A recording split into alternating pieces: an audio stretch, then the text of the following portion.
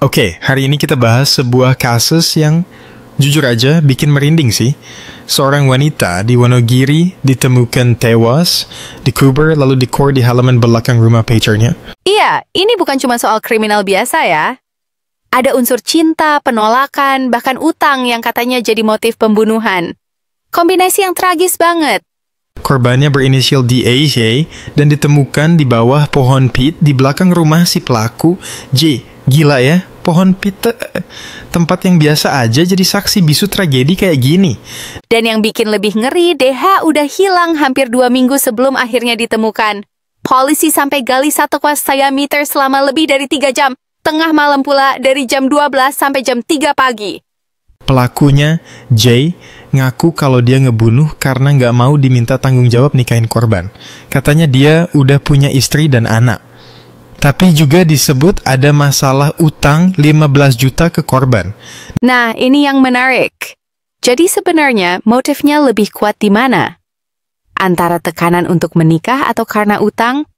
Bisa jadi dua-duanya.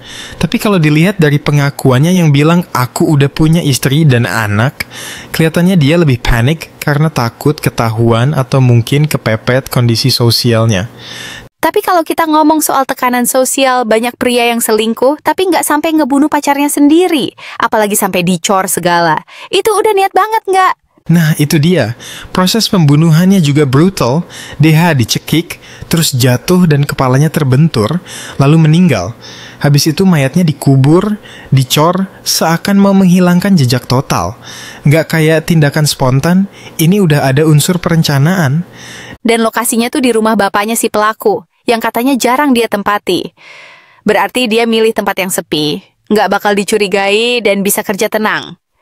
Iya, dan warga sekitar sempat ramai ngelihat lokasi kejadian setelah kasus ini terbongkar. Sampai sekarang, rumah itu masih dipasang garis polisi. Gue ngerasa ada satu aspek yang sering kelewat kalau kita bahas kasus kayak gini. Kenapa korban bisa sampai minta dinikahi ke titik yang kayaknya penuh tekanan gitu?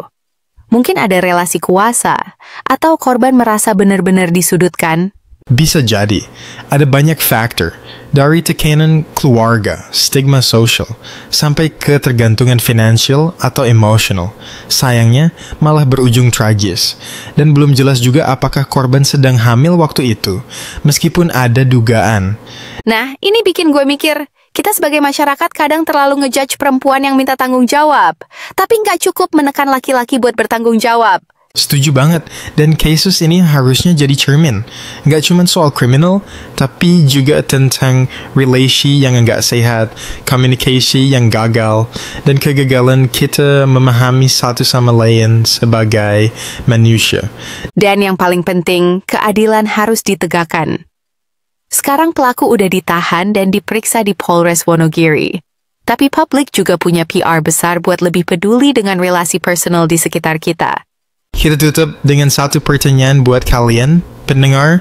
Gimana menurut kalian apa yang seharusnya jadi alarm bahaya dalam hubungan sebelum semuanya terlambat? Sampai jumpa di episode berikutnya. Stay safe dan jaga relasi kalian tetap sehat.